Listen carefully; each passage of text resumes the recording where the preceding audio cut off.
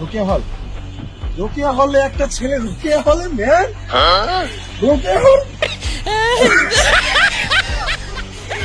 আপনি রোকেয়া হলে কেউ থাকবেন? রোকেয়া হলে মেয়েরা থাকে।